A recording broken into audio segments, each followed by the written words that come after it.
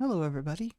So I'm going to make one more update video for Sylos, and we're just going to talk about all the things we've been working on. So I'll make it kind of quick. Hopefully it won't take that long. I'll try to keep it under like 10 minutes or so.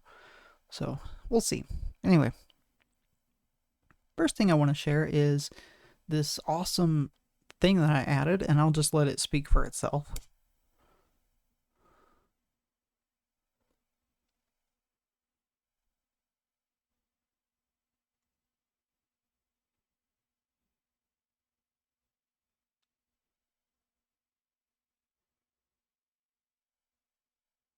So as you can see, I made a loading screen for the user interface, and actually,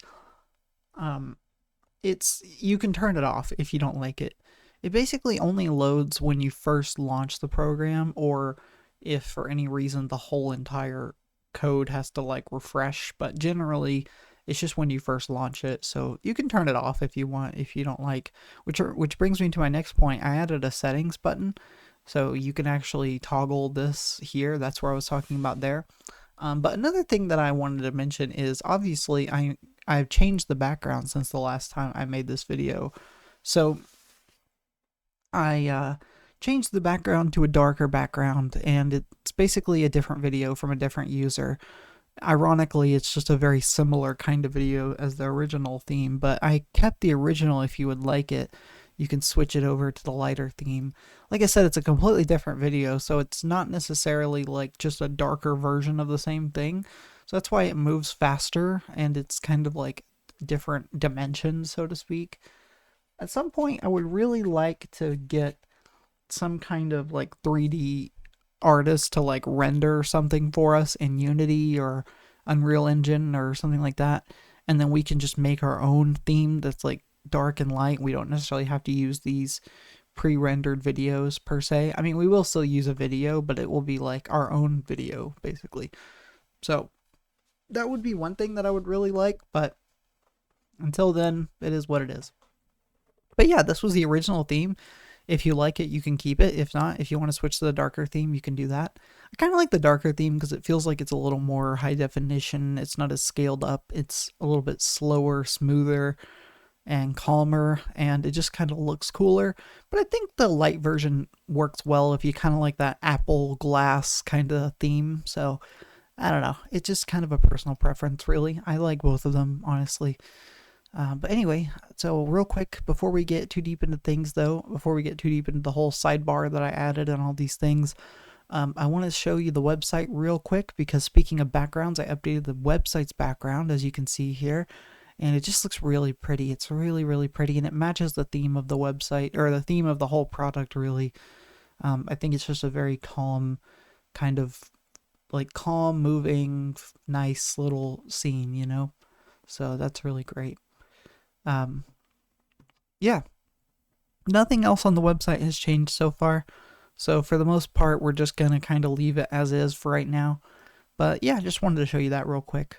So anyway, moving on. So I added this sidebar here, and whenever you click the start button, the sidebar has a button now called migrations that basically takes you to the screen.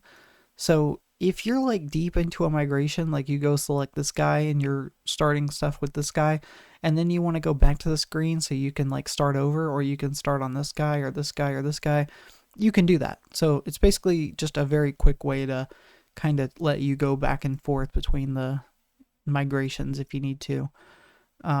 Another one is I added this help button, but the help button doesn't currently do anything right now because I just haven't coded the functionality into it. But basically, it's going to load up a page that kind of looks similar to this sort of format, except the options are going to be read the documentation, and then another one is going to be if you want to report a bug, then click on the button that'll take you to the GitHub issues page, which would be something similar to, I don't really have issues on this repository on the organization, but you know, wherever, like if you went to a specific repository, for example, there'd be like an issues page where you can post issues basically.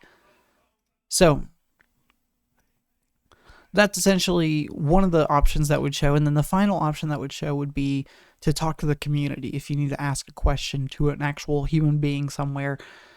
there's going to be an option to join the Discord server, which is similar to the website. The website has a button to join the Discord server as well, right here and right here.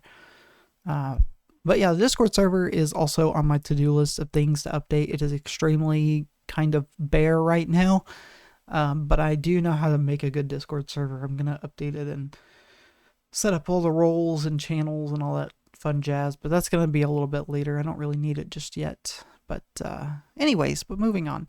Okay, and then the final thing I added here was the contribute button, which as you saw can take you to the GitHub page. And this actually takes you to the organization itself. If you want to go to a specific code repository, like how does the migration engine actually run, you can go here and then select the engine. If you want to look at code specifically on the user interface, like this that we're looking at here, you can go to this repository. And then if you want to look at Spectra or any other things, you can look there and it'll just show you all that fun stuff. This is actually the code for the website, so that's pretty fun. But yeah, anyway. So that's kind of some updates there, and I want to go ahead and talk about some of the changes that I made on the other pages. So we're going to actually start a whole new migration from scratch, because I just noticed this like button is way over here. I've never noticed that before. That's crazy. Okay, I guess it's only on this screen. That's something I'll make a note of and I'll fix. It's supposed to be like right here. I don't know why it's way over there. It's kind of funny. Anyway, we're gonna start a new migration though, just for the sake of the demonstration here. I didn't change anything on this page, so any of the other pages I haven't really changed, but the next one I have. So this page I made some changes, not too many though. I changed the wording here, so instead of saying see results, it says view discovery results, so that it's a little bit more clear that you didn't actually move anything yet, it's just finding things for you. So that's one thing that I did. I also removed the little pulse thing up here because it's pretty straightforward. Honestly, we don't need the thing that says, okay, you're ready to review when it's also done here, so it's kind of redundant. Another thing I did was I moved this text to be more center aligned. And I also updated these items now, so instead of being more dev oriented, they're now more user oriented, and I added a couple things. So the first thing, as you can see, you might notice one of these little question marks before we get too deep into all these things, and that is basically I created these little tooltip things that are around the UI now, so you can click for anything where you're confused. There's these little tooltips that highlight information to you. This one actually is kind of weird. I don't really need this tooltip per se, but whatever. So anyway, it's supposed to clear that one out too. I don't know why it didn't. Anyways, that's one thing I'll look at. But anyway, so the discovery rate is the amount of items per second that it's finding, or at least that it did find given the last statistic. I added some new things, like these are the number of folders that it discovered. These are the number of files it discovered. This is the total, so it's just that plus that basically. And then here I added a tooltip here on the destination side, because this number might seem small for a lot of people who are like looking at their destination. They say like, I have millions of items in this folder. Like there's a million things in here. Why did it only find this many? And that's why I added this button, because it says this is specifically only the overlapping items explored, not everything in that folder. So that's a very specific point that I wanted to highlight. So I don't really like doing this. I don't like adding a bunch of tooltips around the UI. I feel like the UI should be very self-explanatory and the whole software should be very intuitive to use. But there are some key design decisions that I made that might confuse some people, but it's kind of pretty crucial. However, I will admit that I do plan at some point maybe letting the destination traverse the entire folder, but it still functions basically the same way. It just allows for more unbounded traversal. The only reason I didn't do this is because it saves on optimization. It saves on performance. Like if you imagine you have a folder somewhere in your destination that's like 10 terabytes worth of data, and it's only on your destination, like why should we waste time going into that folder and traversing all those 10 terabytes worth of folders and files inside of it if it doesn't even exist on your source anyway? Because it's just a one-way migration. We're just moving things from your source to your destination. So why do I care about what's already on your destination? But I realize this might be a little bit counterintuitive, and I'm going to go to the next page so you can see kind of what I mean.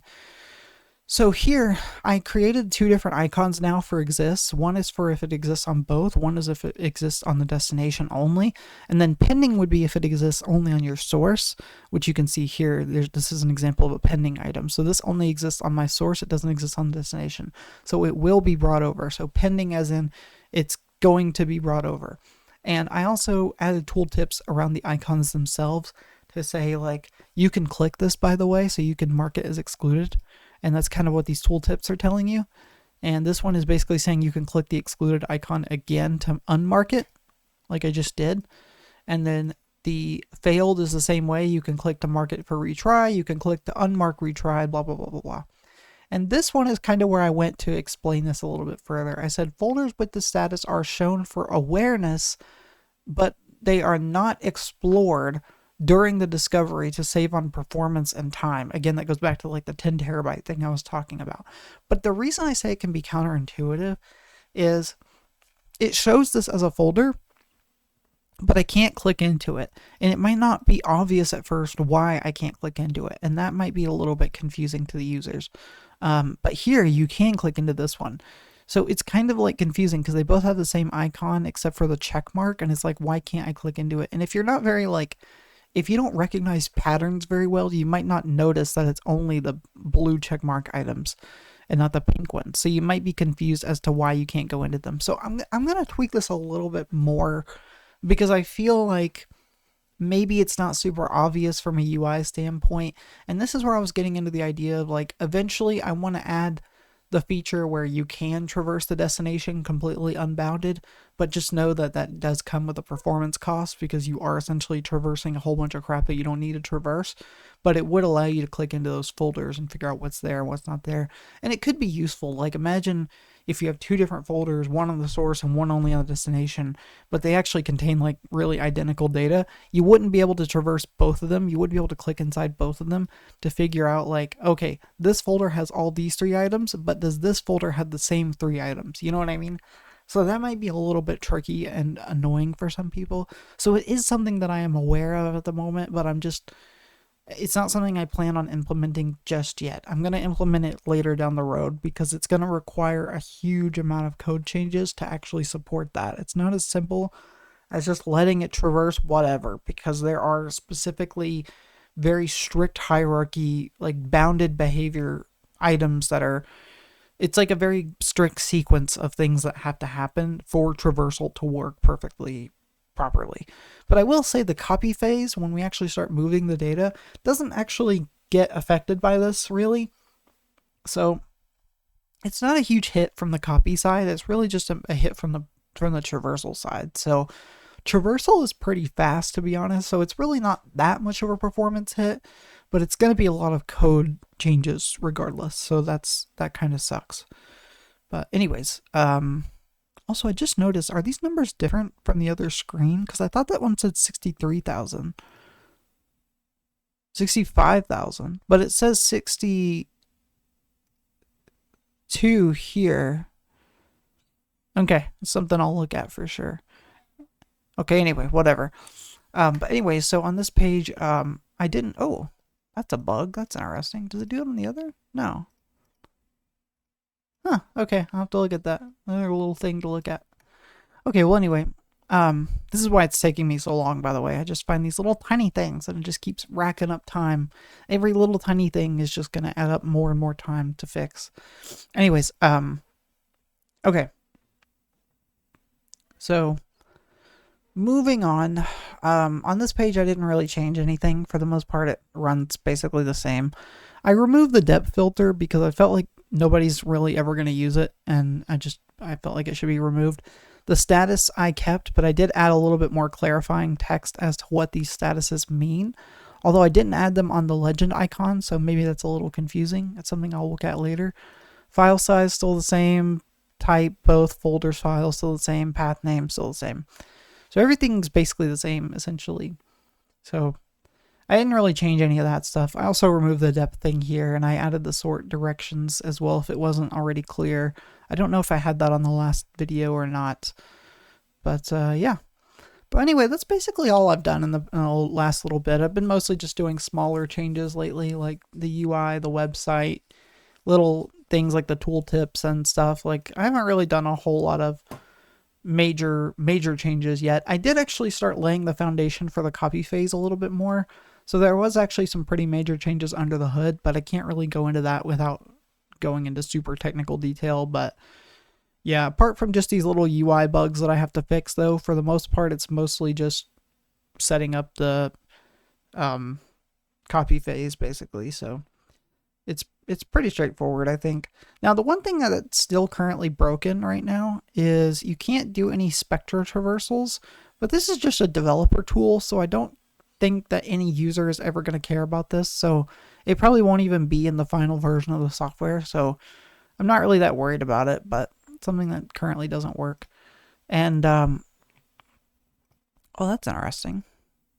Okay, I don't know what happened there. That's really weird. I swear the software hates me whenever I try to demo it. Oh, it's because it's the root set. Actually, that actually matters. That actually makes sense. I mean, that's actually a known thing I've been dealing with. Okay.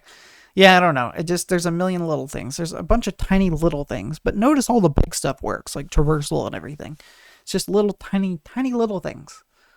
But yeah. Anyways,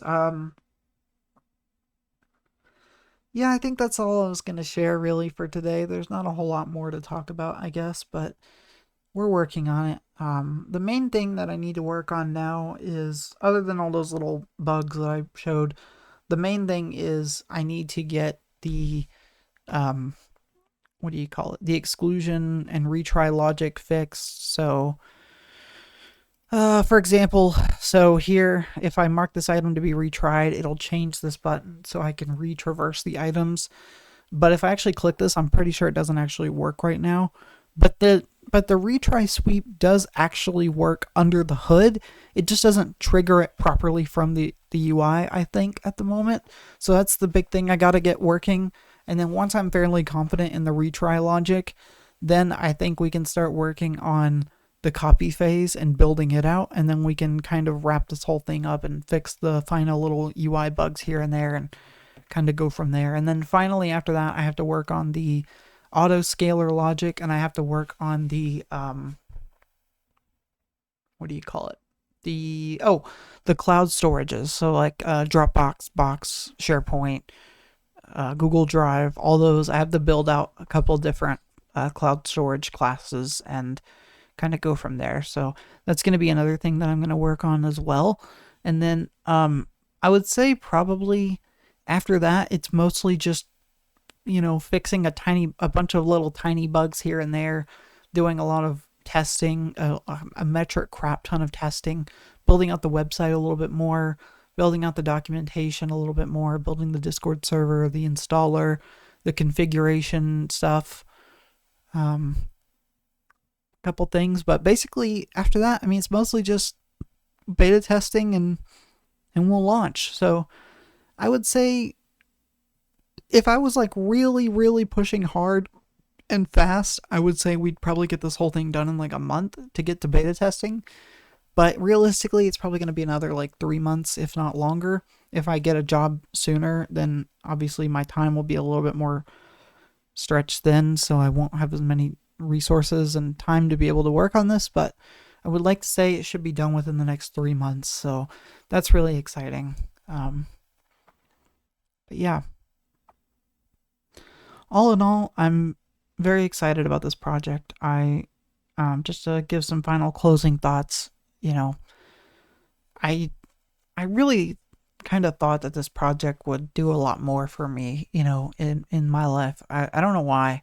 I thought that, it's funny because I first started working on this project to get, I don't want to say attention, but to try to like show people what I'm capable of, that I can develop more as a developer, that I can do more than this kind of work that I have been doing in my career, where most of my career has just been like support engineering and a lot of, automation scripting and things like that. And it's like, I can do so much more than this.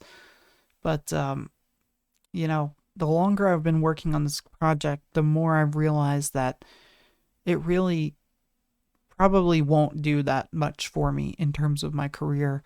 at least not in the short term. Not in terms of finding a job, because it's funny because you go on Reddit and you see people complaining about being unable to find a job, especially the people who graduate from college, like the computer science graduates. They'll go on Reddit and they'll say like, "Oh my god, I can't find a job. What do I do?" And you get all these people commenting and saying, "Just work on projects. Just work on projects. You need to have a portfolio. You need to have stuff on your resume. You need to have stuff that shows what you're capable of." But then when you actually go to apply to jobs and you do interviews, they don't care about your projects. I've literally done, I'm not even joking, probably like 12 to 15 interviews with unique companies at this point. Like 12 to 15 unique company interviews, not just interviews in general, but like with unique different companies. And not one single interview has ever asked me about my projects, ever. Even though they're very clearly listed on my resume and they take up like almost half of the page. Well, not really. It's like a third of the page. They take up like a third of the page and no one ever mentions them, ever. And then it got to a point where I was like, okay, because just a bit of background. I was working at a job where, at one point I was working at a job where most of my work was just like there was a little bit of software engineering, but for the most part, it was mostly just like automation scripting, writing like bug fix remediation scripts and discovery scripts to find affected items from a bug, or writing like automation stuff here and there. But it was like very light work. And I was like, I know that I'm capable of so much more.